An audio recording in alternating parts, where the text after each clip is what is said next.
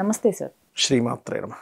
September మాసంలో వృషభ రాశి వారికి ఎలా ఉండబోతుంది గురుగారు? వృషభ రాశి వారికి పర్టికులర్గా రాశ్యాధిపతి శుక్రుడే వెళ్ళి పంచమ స్థానంలో కేతువుతో ఉంటున్నాడు. ఇలా ఉన్నప్పుడు ఏంటంటే ఎటువంటి విషయాల్లో జాగ్రత్తగా ఉండాలంటే పాయింట్ నెంబర్ 1 షేర్ మార్కెట్ విషయంలో తొందరపాటు నిర్ణయాలు తీసుకోకూడదు. రెండవది ఫ్రెండ్స్. కొంతమంది చూడండి ఏదైనా ఫ్రెండ్స్ పలానా ఏదో చేస్తున్నారంటే మనము పోయి డబ్బులు పెడదాం. ఇట్లాంటి విషయాల్లోని ఎవరైనా కొత్తగా పరిచయాలు ఏర్పడతాయి.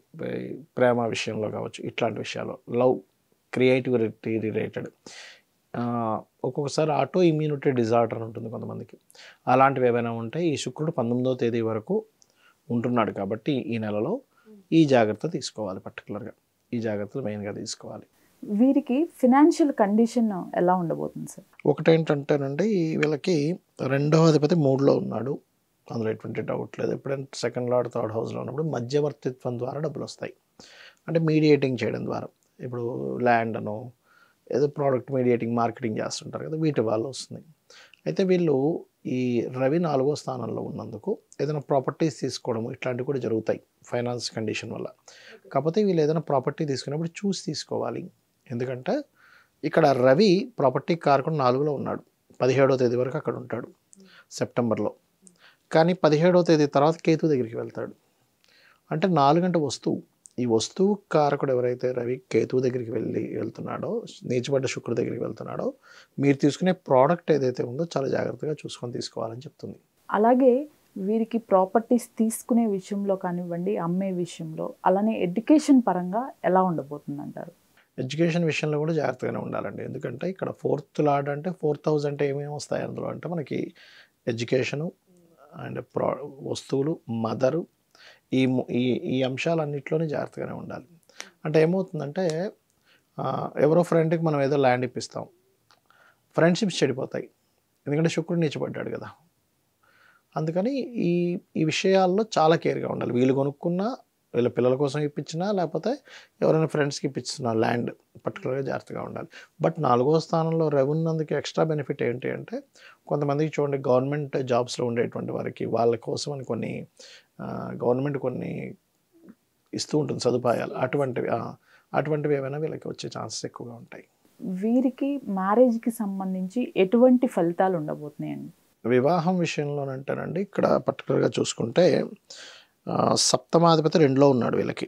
సో సప్తమాధిపతి 2లో ఎప్పుడైతే ఉన్నాడో దూరపు సంబంధాలు వస్తాయి ఒకటి క్లియర్గా. ఎందుకంటే చంద్రుడు, దాని తర్వాత చంద్రుడు ఉన్నాడు. సో ఈ కాంబినేషన్ చెప్తుంది. కానీ ఇష్టపడిన వారిని వివాహం చేసుకుందాం అనే విషయం మాత్రం కొంత జాగ్రత్తగా ఉండాలి. ఎందుకంటే పంచమ శుక్రకేతువులు కదా. అలాగే సంతానం కోసం ఇప్పుడు కొంతమంది ప్రెగ్నెన్సీ లేడీస్ ఉంటారు, పంచమంలో శుక్రకేతువులు ఉన్నారు, కొంచెం జాగ్రత్తగా ఉండాలి, అలర్ట్గా ఉండాలి. ఒక్కోసారి బరువులు ఎత్తడాలు, ఏదో గబుక్కని వెళ్ళిపోవడాలు, ఏదో తగిలి, ఇట్లాంటి కొంచెం ఈ కేర్ ఉంటే సరిపోతుంది. పర్టికులర్గా శుక్రుడు జరిగే వరకు అంటే 19వ తేదీ వరకు. వీరికి జాబ్ పరంగా అలానే బిజినెస్ పరంగా ఎలా ఉండబోతుంది సార్? ముఖ్యంగా జాబ్ సంబంధించిన విషయం తీసుకుంటే కనుక వీళ్ళకి వేరే ప్రాంతాలకు వెళ్ళడం ద్వారా ఉద్యోగ అవకాశాలు వస్తాయి, అందులో ఎటువంటి డౌట్ లేదు. ఇప్పుడు కొంచెం ఉద్యోగ అవకాశాలు వచ్చే సమయం నడుస్తుంది ప్రజెంట్. అందులో పర్టికులర్గా 19వ తేదీ నుంచి ఎప్పుడైతే శుక్రుడు 6వ స్థానంలోకి వస్తాడో, 6వ స్థానం కూడా మనకి జాబ్, డైలీ లైఫ్. సో 6వ స్థానంలోకి వచ్చినప్పుడు 2 విషయాలండి ఇక్కడ. ఒకటి, ఇష్టపడిన వాడిని వివాహం చేసుకునే ప్రయత్నం అక్కడి నుంచి ఫలిస్తుంది, 19వ తేదీ వరకు మాత్రం ఫలించదు. అలాగే వీళ్ళు ఏదైతే మార్కెటింగ్ రిలేటెడ్ కానీ, లేకపోతే మనకి ఫ్యాషన్ రిలేటెడ్ ఉంటాయి చూసారు, అందంగా ఉండే వస్తువులు కానీ, ఇటువంటి విషయాల్లో బాగా రాణిస్తుంది వీరికి. వీరికి ఇన్వెస్ట్మెంట్ పర్పస్ అలానే అబ్రాడ్ వెళ్ళే యోగాలు ఎంతవరకు ఉన్నాయి గురుగారు? ఇన్వెస్ట్మెంట్ పర్పస్ బాగానే ఉందని చెప్పుకోవాలి. ఎందుకంటే 12వ అధిపతి 2లో ఉన్నాడు. 12 అంటే ఖర్చు, ఆయన ధనంలోకి మారుతున్నాడు. కాకపోతే ఏంటి, అది శత్రుక్షేత్రం అయినందుకు కొంచెం ఏంటంటే స్ట్రెస్ ఉంటుంది. కుటుంబ సభ్యులతో అక్కడ ఎందుకు ఇన్వెస్ట్మెంట్ చేసావు, మాకు చెప్పకుండా ఇన్వెస్ట్మెంట్ చేసావు, ఇక్కడ చేయకుండా ఉండాల్సింది, ఇట్లాంటి కొంత రప్చర్ ఉంటుంది. ఈ రాశి వారు ముఖ్యంగా తీసుకోవాల్సిన జాగ్రత్తలు, వాటికి చేసుకోవాల్సిన పరిహారాలు ఏంటి సార్? ఫస్ట్ ఆఫ్ ఆల్ అయితే జాగ్రత్త అయితే ఇందాక నేను చెప్పినట్టుగా ఈ షేర్ మార్కెట్, ఫ్రెండ్స్ అండ్ గర్భం దాల్చిన వాళ్ళు కొంత జాగ్రత్తగా ఉండాలి, సినిమా ఫీల్డ్లో ఉన్నటువంటి వారు.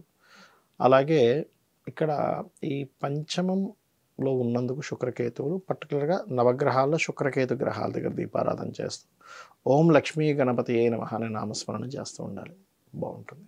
అయితే కొంతమందికి వారి రాసులు ఏంటి అనేది తెలియదు. గోచారం ప్రకారం వారికి ఎలా ఉండబోతుందంటారు? ఫస్ట్ ఆఫ్ ఆల్ అమ్మ మనకి అంటే మనకి మన వీడియో ఇంకా మనకి శ్రావణ మాసంలోనే రిలీజ్ అవుతుంది కాబట్టి చెప్తున్నాను. ఇప్పుడు ఎట్లాగో శ్రావణ శుక్రవారాలు వస్తున్నాయి.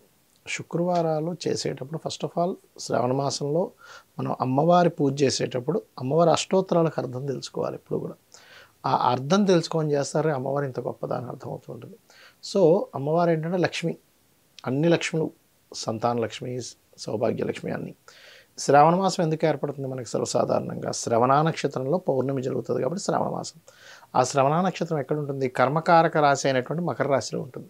అంటే ఈ శ్రావణ మాసంలో ఎవరైనా సరే నాకు జాతకం తెలియదండి, డేటు, టైము, ప్లేసు, వాస్తు తెలియదు, జ్యోతిష్యం తెలియదు, నా పరిస్థితి మాత్రం బాగోలేదు అనుకునేటువంటి వారు ఈ మాసంలో గనక అమ్మవారి పేరు మీద అమ్మవారికి వెలిగిస్తున్నాను అనుకుంటూ నువ్వుల నూనెతో దీపం వెలిగించడము, గోవులకి బెల్లం తినిపించడము, శనివారాలు, శుక్రవారాలు తీపి చపాతీలు ఒక 3 చపాతీలు తేనె పూసి తినిపించినట్లయితే కూడా చాలా మట్టుకు బాగుంటుంది. ఈ రాసులు ఏంటి అని ఎవరికైతే తెలీదో వారు ఎటువంటి జాగ్రత్తలు తీసుకోవాలి? వారికి సెప్టెంబర్ మాసం ఎలా ఉండబోతుంది గురువుగారు? తప్పకుండా అమ్మ. ఇప్పుడు రాసులు తెలియని వాళ్ళని జనరల్ మేషన్ నుంచి చూసుకుంటారు రాసు తెలియని వాళ్ళు ఒకటి. ఇంకోటి మనకి ఇప్పుడు క్రోధినామ సంవత్సరం మనందరికీ తెలిసిన విషయం. ఎన్ని గొడవలు జరుగుతున్నాయో బయట, బీభత్సం. మనం ఉగాది చెప్పుకున్నప్పుడే చెప్పుకున్నాం ఏమంటే మొత్తం గందరగోళంగా ఉంటుంది పరిస్థితి ఈ సంవత్సరం అంతా. అది యాజ్ ఇట్ ఈజ్ అట్లాగే నడుస్తుంది పరిస్థితి. అయితే నేను అనేది ఏంటంటే జనరల్గా మనుషులందరూ కూడా కొంచెం వెంటనే రియాక్ట్ అయ్యి గొడవల్లోకి వెళ్ళకూడదు. దానికి ఫస్ట్ ఆఫ్ ఆల్ మన మనసు ప్రశాంతంగా ఉండాలి. వెళ్ళకుండా ఉండాలంటే మనసు కనుక ఆధీనంలో ఉంటే మనం వెళ్ళమలా. దానికి మనం పర్టికులర్గా ఓం అష్టమీ చంద్ర విభ్రాజ అలికస్థల శోభితాయ నమః మంత్రం లేదా ఓం మనస్వినియే నమః అనే మంత్రం చేసుకోవాలి. దీంతోపాటు జనరల్గా కొన్ని జాగ్రత్తలు తీసుకోవాలి ఈ సంవత్సరం, అంటే ఈ నెలలో కూడా. ఎందుకంటే ఇక్కడ మీకు కుజుడు మిథున రాశిలో సంచరిస్తున్నాడు, నెక్స్ట్ ఇంకా కర్కాటకానికి వెళ్తాడు. ఇదే ఉంది అసలు కర్కాటకంలోకి వెళ్ళబోతున్నాడు ఇంకొక 45 days 50 days తర్వాత. మనం దాని మీద సపరేట్ ఎపిసోడ్ చేద్దాం ఎప్పుడైనా. మనం కర్కాటకంలోకి వెళ్ళినప్పుడు ఇంకా దారుణంగా ఉంటుంది పరిస్థితి. ఇప్పుడు చూసే ఇవన్నీ గొడవలు పెద్ద ఏదో అదేదో డైలాగ్ అంటారు, తుమ్రీలు అంటారు చూసారా, అలాంటిది ఇదంతా కూడా జోక్గా అంటుంటారు చూసారా. ఇవన్నీ చిన్న చిన్నవే. కర్కాటక రాశిలో ఉంటాడు, ఒక 4 రోజులు ఉంటాడు, మళ్ళీ వక్రిస్తాడు, మళ్ళీ వస్తాడు. సో ఏదైనా వచ్చే ఉగాది వరకు కూడా ఈ కర్కాటక రాశిలో సంచారం మళ్ళీ వెనక్కి వెళ్ళడం మళ్ళీ కర్కాటక రాశిలోకి ఉంది. కాబట్టి నేను చెప్పేది ఒకటే, అందరికీ కూడా కాస్త వాహనాల మీద వెళ్ళేటప్పుడు స్లోగా వెళ్ళండి. కర్కాటకం జలరాశి కాబట్టి అందరికీ చెప్పేది ఒకటే, మీరు పొరపాటును కూడా జల ప్రదేశాలకు వెళ్ళినప్పుడు జాగ్రత్తగా ఉండండి. ఎందుకంటే జల సంబంధించినటువంటివి అగ్రెసివ్గా వచ్చేస్తాయి సడన్గా. పర్టికులర్గా జాగ్రత్తగా ఉండాలి. కుజు అగ్నితత్వానికి కారకుడు కాబట్టి అగ్ని సంబంధించిన దోషాలు, అదేవిధంగా భూకంపాలకు కారకుడు కాబట్టి సడన్గా భూకంపాలు రావడం ఇట్లాంటివి జరుగుతుంటాయి. బట్ ఒకటే గుర్తుపెట్టుకోవాలి, వాళ్ళకి ప్రజెంట్ ఏదైతే మహాదశ అంతర్దశ నడుస్తుందో ఒకరి జాతకం తెలిస్తే దానికి సంబంధించిన, ఇప్పుడు ఉదాహరణకి శనిలో కేతు నడుస్తున్నాడు, లేదా శుక్రుల్లో బుధుడు నడుస్తున్నాడు, ఏదో ఒకటి అనుకుందాం. అప్పుడు ఆ 2 గ్రహాలకి దీపారాధన చేయాలి ఎప్పుడు కూడా. అప్పుడు ఏమవుద్దంటే వాళ్ళకి నడుస్తున్న మహాదశ లార్డ్ ఎవరైతే ఉన్నారో అతను ఇచ్చేటువంటి నెగిటివ్ రిజల్ట్స్ తగ్గుతాయి, పాజిటివ్ రిజల్ట్స్ పెరుగుతాయి. అయితే ఇవన్నీ ఒకటైతే వాళ్ళ పర్సనల్ చార్ట్ కనుక బాగుందనుకోండి ఏం ప్రాబ్లం ఉండదు. ఇప్పుడు వాళ్ళ పర్సనల్ చార్ట్లో లగ్నం బలంగా ఉంది, వాళ్ళు దేనైనా తట్టుకోగలుగుతారు. ధనభావం బలంగా ఉంది, ఎన్ని ఖర్చులు వచ్చినా మళ్ళీ ధనం అంత తగ్గట్టుగా వస్తుంది. ఇక్కడ ఎలా అంటే ధనభావం బాగాలేదు, ఆ బాగోలేనప్పుడు ఎందుకు బాగాలేదని దానికి సంబంధించిన రెమెడీ చేసుకుంటే క్లియర్ అవుతుంది. అలాగే మీరు చేసే ప్రయత్నం కావచ్చు, గృహయోగం కావచ్చు, పిల్లలు చదవకపోవడం కావచ్చు, లేకపోతే సంతానం లేదని, లేకపోతే వివాహం అవ్వట్లేదని, లేదా విదేశాలకు వెళ్ళలేకపోతున్నాను, దాని మీద అన్నిటి మీద ఒక్కొక్క గ్రహం ఉంటుందన్నమాట. శాస్త్రంలో చాలా స్పష్టంగా చెప్పబడింది ఈ విషయాలని. సో దాని పరంగా మీరు కనుక ఏ గ్రహం మనకు మూవ్ అవుతుంది, దానికి సంబంధించిన రెమెడీ ఏం చేసుకోవాలో తెలుసుకున్నట్లయితే ఖచ్చితంగా క్లియర్ అవుతుంది. అంటే పెద్ద మొత్తంలో అవ్వాల్సింది చిన్న దాంట్లో పోతుంది. కర్మ అనుభవించాల్సిందే మనిషి, కానీ చిన్న దాంట్లో వెళ్ళిపోతుంది.